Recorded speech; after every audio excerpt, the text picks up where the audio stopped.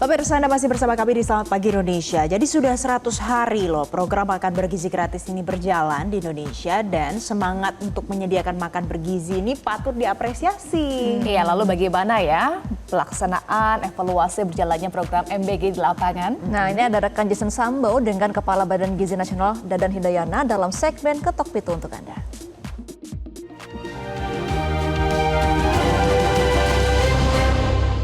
Halo pemirsa, sekarang segmen Ketuk Pintu. Kali ini saya langsung datang ke salah satu sekolah yang ada di kawasan Bogor, yaitu Boso Wabina Insani, untuk melihat langsung bagaimana proses pendistribusian program makan bergizi gratis. Dan saat ini saya sudah ditemani langsung oleh Kepala Badan Gizi Nasional, Pak Dadan Hidayana. Halo Pak, selamat pagi, apa kabar Pak? Selamat pagi Mas Jason. Kabar baik, sehat ya Pak ya? Alhamdulillah. Selain ada Pak Dadan juga di sini ada Kasatpelnya di sini yang membantu di sini mengkoordinir semua sampai dengan pendistribusian makanan. Ada Mbak Amanda di sini. Halo Kak Amanda, apa kabar? Apa kabar baik? Kabar baik juga ya. Oke, mungkin pemirsa sebelum nanti kita lihat kondisi dapurnya, pendistribusian makanannya, saya mau tanya dulu ke Pak Dadan, Pak. Sejauh ini evaluasi dari program makan bergizi gratis yang sudah dimulai tanggal 6 Januari sampai dengan sekarang itu seperti apa Pak berjalannya Pak?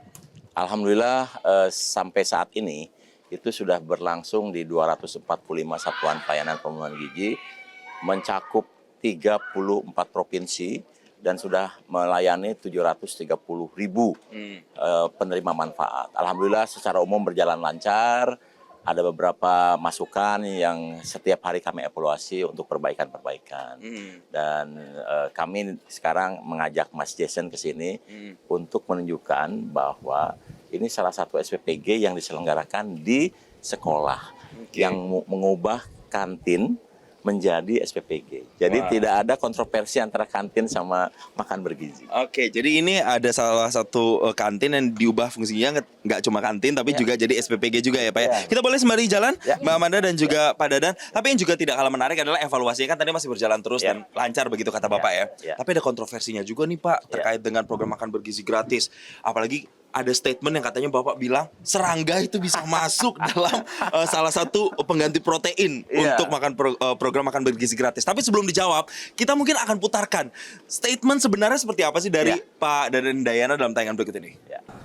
Dan menunya tidak kami tetapkan secara nasional karena nanti di setiap satuan pelayanan kami ingin merekrut ahli gizi untuk menyusun menu lokal karena berbasis potensi sumber daya lokal dan juga kesukaan lokal masing-masing. Jadi 30% protein itu tidak perlu sama karena bisa saja di satu daerah banyak telur, satu daerah mungkin banyak ayam, tapi daerah tertentu lebih banyak ikan. Jadi variasinya berbasis sumber daya lokal dan mungkin saja ada satu daerah yang sangat suka makan serangga, belalang atau ulat sagu bisa menjadi bagian dari protein. Nah, tadi kita sudah dengar nih Pak statementnya yang fullnya versi lengkapnya. Jadi itu maksudnya tidak semuanya diberlakukan untuk program makan bergizi gratis atau seperti apa sih Pak statement itu? Jadi saya itu saat itu sedang menyampaikan 4 standar yang harus dipenuhi untuk semua mitra yang akan bergabung dengan Badan Gizi. Yang pertama adalah pemenuhan kebutuhan kalori. Nah, karena anak TK sama anak SMA kan beda, itu harus terpenuhi. Yang kedua, Badan Gizi tidak menetapkan standar menu nasional, tetapi menetapkan standar komposisi gizi, di mana 30% harus protein, 40% karbohidrat, 30% serat dan mineral.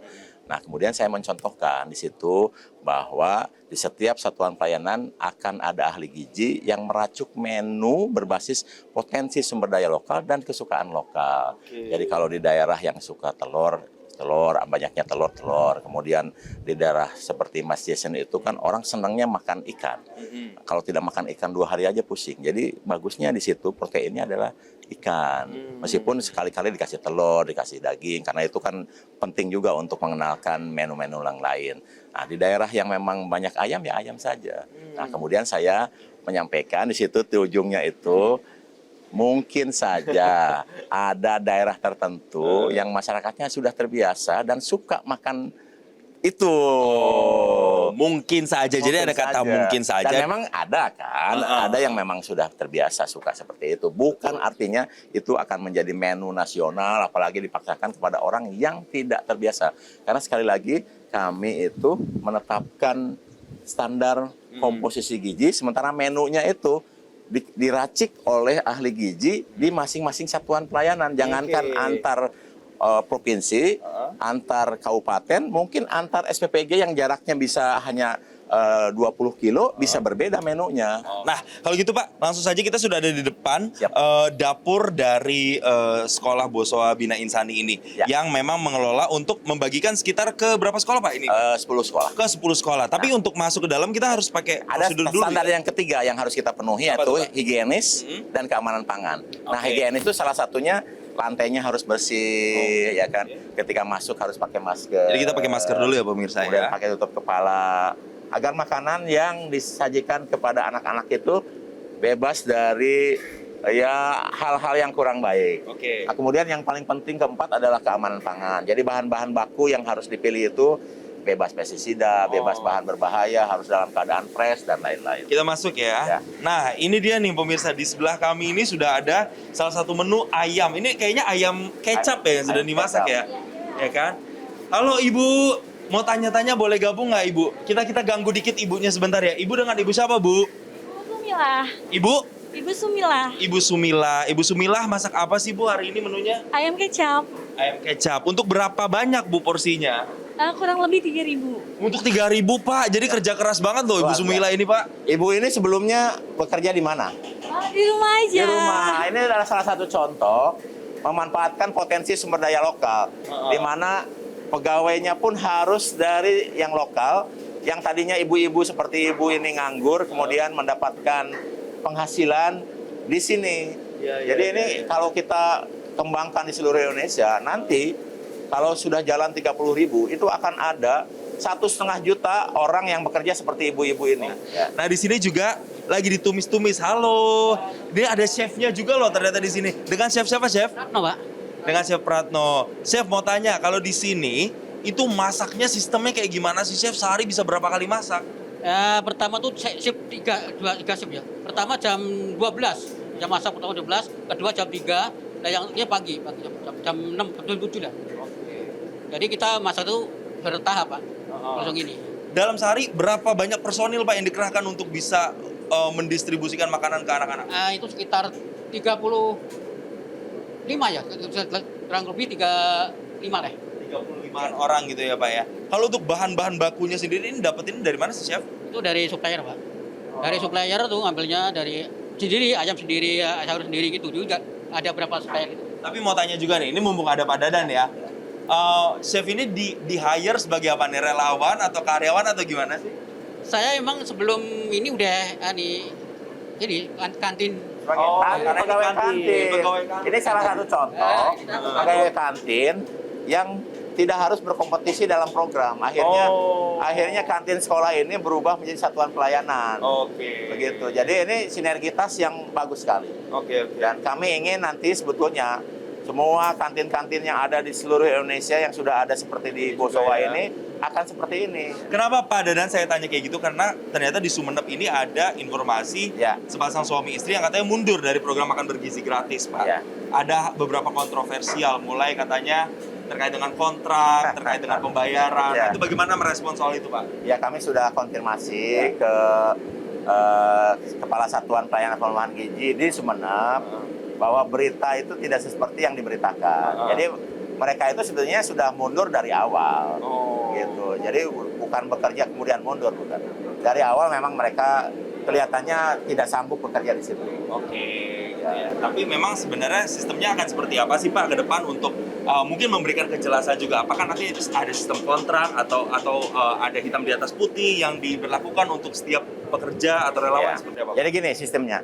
Badan Gizi akan menempatkan 3 orang di seluruh satuan pelayanan pengembangan gizi, yaitu 1 kasatpol seperti Mbak Amanda ini, kemudian ahli gizi dan ahli keuangan. Nah, kemudian kami akan bekerja dengan mitra, dan mitra itulah yang merekrut para relawan untuk membantu semua proses yang terjadi di satuan pelayanan pengembangan gizi, mulai dari memasak, memotong, menyiapkan, mengirim dan lain-lain, dan itu merupakan pegawai dari mitra kami.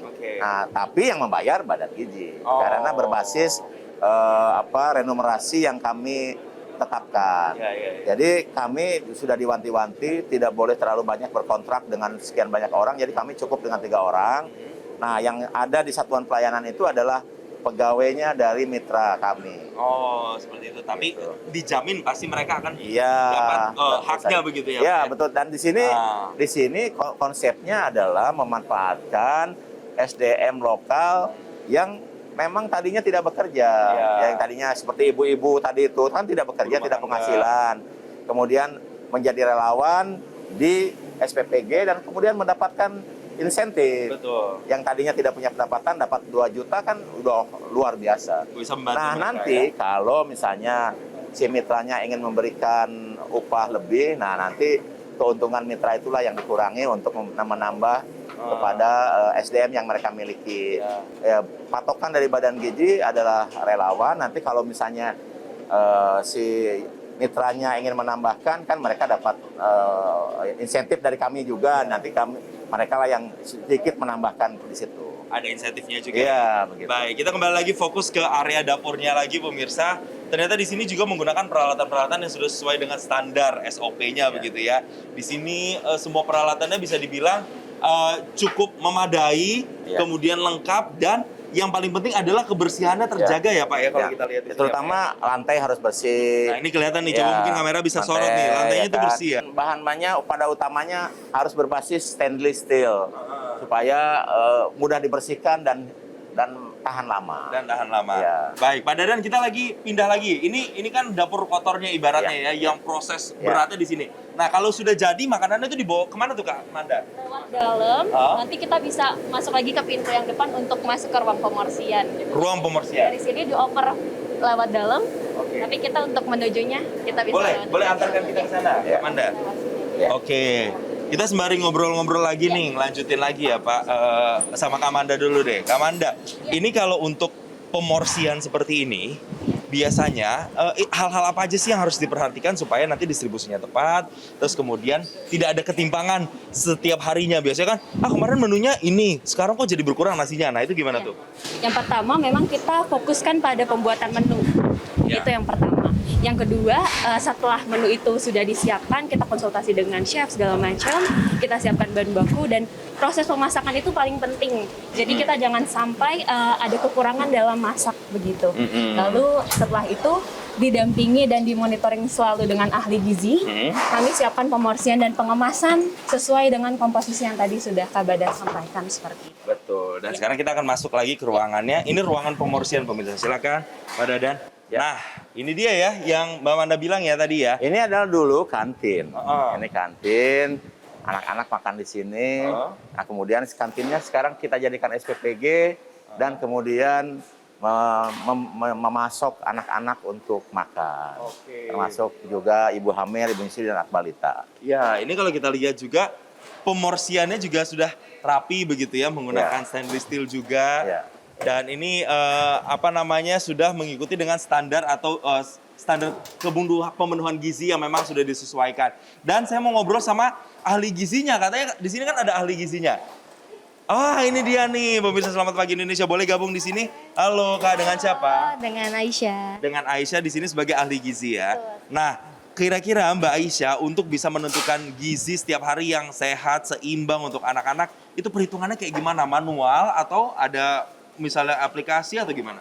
Oke, terkait kebutuhan, tentunya ada standar gizi dan makanan ya setiap kelompok usia. Nah, kami melayani di beberapa sekolah, dan sekolahnya itu kan beda-beda tuh, ada PAUD, ada TK, ada juga SD, SMP, SMA. Tentunya kecukupan gizinya pun berbeda. Nah, oleh karena itu, untuk terkait kandungan gizi, itu kita menyesuaikan dari standar gizi acuan dari Kemenkes, dan nanti terkait menunya kita sesuaikan, apakah mencukupi atau tidak. Oke, jadi kalau untuk menu hari ini ada apa aja tuh misalnya? Dan sambil dilihat dan dijelasin, misalnya proteinnya apa, terus seratnya apa, kira-kira. Oke, untuk menu hari ini ada nasi putih, terus ayam goreng kecap, ada susu dan juga buahnya jeruk. Coba, ini boleh nggak Mbak ditampilkan? Nah, ini dia nih. Ini ada nasi. Dimasukkan itunya. Oke, ada nasi putih ini kebetulan lagi pemorsian untuk porsi SMP ya. Oke. Jadi di sini nasinya, sebentar. Di sini nasinya ada nasi putih 200 gram, Kemudian sayurannya ini ada tumis wortel jagung, ini ada di 50 gram. Kemudian untuk ayamnya, ayam potong kita pakai ayam kecap, ini sekitar 50 gram. Kemudian jeruknya ini 1 buah. Oke. Dan yang tidak kalah penting ada susu juga di sini ya. Iya, susunya kita untuk SMP dan SMA kita gunakan di 200 ml.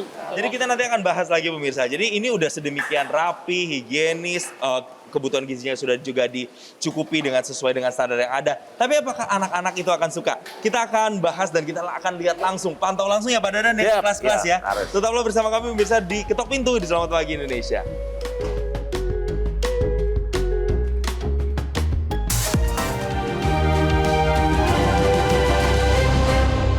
Oke, pemirsa, sekarang kita balik lagi di segmen Ketuk Pintu. Sekarang ada di depan kelasnya, kita mau buktikan langsung ya Pak. Apakah masakan yang dibuat di dapur tadi benar-benar dinikmati sama anak-anak dengan nikmat dan juga lahap ya? Langsung kita ke salah satu kelas yang ada di sini ya Pak ya. Oke. Assalamualaikum. Assalamualaikum. Halo adik-adik. Wah, ini sehat-sehat semua, cerdas-cerdas semua Ibu ya. Kita mau makan. Mau makan? Ini baru banget nyampe nih berarti ya? Banget nyampe. Kalau gitu, boleh langsung dimakan adik-adik semuanya. Selamat makan semuanya. Pak, ini juga berbicara soal anak-anak ini kan, mereka kan benar-benar ini ya, apa namanya, menikmati makanan di pagi hari begitu ya Pak ya. Dan ini kan jam awal pelajaran sekolah gitu. Nah, kalau sebenarnya penilaiannya atau judgementnya dari pemerintah tuh apa sih Pak manfaatnya ketika anak-anak ini makan di pagi hari seperti ini dengan komposisi makanan seperti ini? Apa ekspektasinya Pak? Ya, mereka kan sedang pesat-pesatnya nih tumbuh ya, dan mereka membutuhkan asupan nutrisi dengan gizi yang seimbang. Jadi mereka itu untuk beraktivitas, untuk meningkatkan konsentrasi belajar dan lain-lain, memang perutnya harus terisi dengan baik. Gitu. Dan dengan makan bergizi ini kualitasnya dijamin oleh ahli gizi, sehingga kita harapkan mereka akan tumbuh berkualitas, tumbuh dengan optimal, sel-selnya akan membesar, bertambah, sehingga nanti tubuhnya akan benar-benar diharapkan selain cerdas juga tinggi-tinggi. Kita harapkan seperti itu. Tinggi-tinggi supaya bisa terhindar dari yang namanya stunting juga gitu Iya, ya. betul. Oke, mungkin kita mau tanya juga sama salah satu anak di sini. Saya mau kesini deh, boleh ya?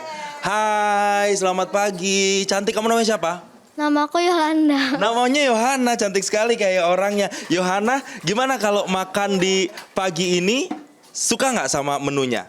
Suka, aku juga suka ayam. Oh iya, suka ayam. Jadi kalau makan ini selalu habis nggak? Habis. Coba mungkin kita mau keliling ya Pak ya. Kita sidak nih. Ayo yang nggak habis siapa nih? Ayo. Ini nilainya berapa Pak? Ini nilainya udah 9 ya? 95%, 95. Ini tinggal sedikit saja. Udah tinggal dikit sayurnya lagi ya? tinggal sedikit, habis, mantap sekali. Ini luar biasa ini. Ternyata ini semua. juga luar habis biasa. juga. Ini kecil-kecil Sebelah cabai sini. rawit. Wah, Kecil-kecil cabai rawit. Ini udah sampai tahap buah nih. Ya udah ngupas buah nih. Tapi kenapa sayurnya nggak dihabiskan? Udah. Aku udah. Udah? Udah. Kenapa disisakan? Soalnya kenyang. Oh, kenyang. Tapi enak nggak rasanya? Enak.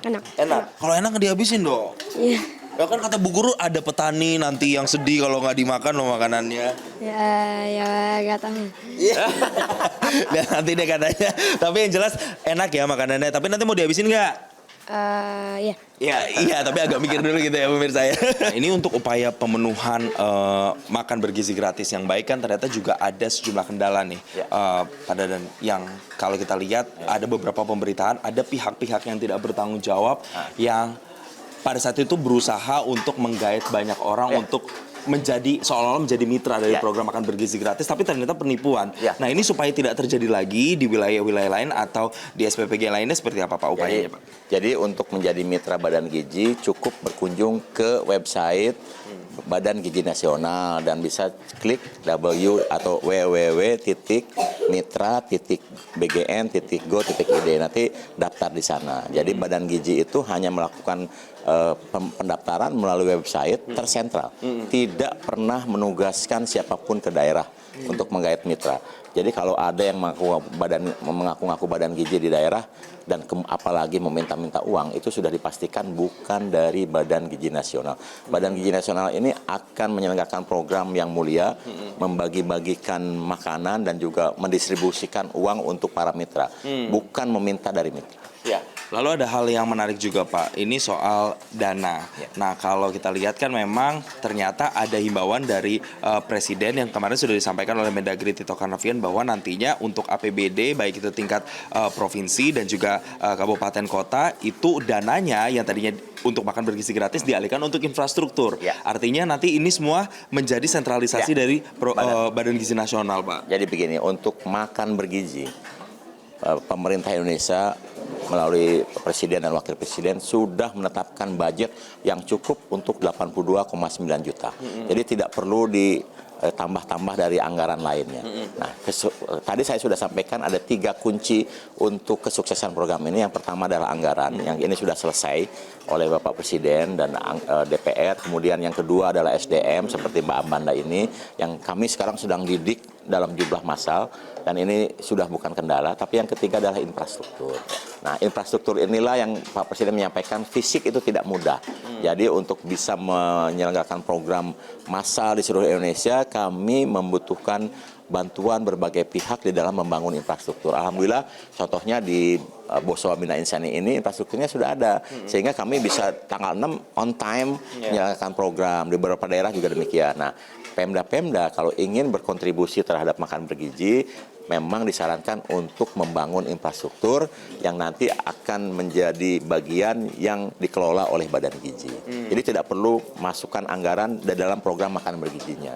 Karena program makan bergizinya sudah disiapkan oleh pemerintah Indonesia dan itu dananya cukup dijamin. Jadi dananya akan cukup dijamin tadi oleh Pak Dadan. Itu statementnya sudah clear dan sudah jelas begitu. Kita mulai ke depan lagi Pak. Ini kayaknya sudah kurang lebih 10 menit ada ya kita menghabiskan waktu anak-anak untuk makan di sini dan ternyata sebagian besar juga sudah habis. Di ujung sana juga sudah habis. Wah, habis semua kayaknya emang masakannya enak hari ini ya. Tepuk tangan dong untuk Kakak Manda dan teman-teman. Dan ahli gizi ini luar biasa. Saya salut ini. Ini waktunya mungkin kita sudah hampir di penghujung dari segmen Ketok Pintu. Mungkin dari masing-masing dari Ibu Guru dulu deh. Apa harapannya dengan ada program makan bergizi gratis ini untuk anak-anak dan proses pembelajaran yang ada di sekolah? Harapannya dengan adanya program makan bergizi gratis ini dapat meningkatkan gizi dan nutrisi yang dibutuhkan anak-anak karena terutama di usia SD ini dalam usia pertumbuhan. Dengan program ini semoga membantu teman-teman di sini untuk semangat ya belajarnya gitu dengan mendapatkan nutrisi yang baik sehingga belajarnya juga bisa menjadi lebih baik lagi. Mumpung ada Pak Dadan, ada evaluasinya nggak? Ini mumpung disampaikan ini langsung. Evaluasinya. Ada nggak apa kira-kira Bu? Evaluasinya alhamdulillah sudah bagus ya Pak ya. Alhamdulillah mungkin menunya aja sih untuk disesuaikan ke anak-anak. Lebih banyak lagi variasinya tapi overall sudah sangat baik. Anak-anak juga sudah suka. Pak Dadan terakhir untuk menutup segmen kita kali ini apa Pak sebenarnya yang ingin disampaikan dengan adanya program makan bergizi gratis ini untuk anak-anak Indonesia tidak hanya di sini tapi seluruh anak-anak Indonesia Pak? Ya, kami harapkan dan program ini bisa berjalan dengan lancar dan tadi saya sudah sampaikan 3 kunci itu, anggaran, SDM, dan infrastruktur.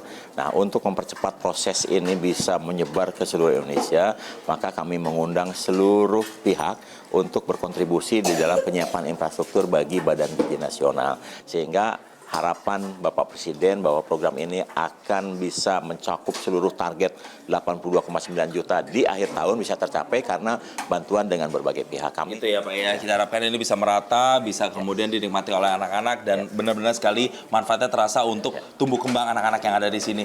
Kalau gitu Pak, kayaknya kita sudah harus keluar Pak, karena mereka kayaknya udah pada habis ingin belajar nih kayaknya langsung ya.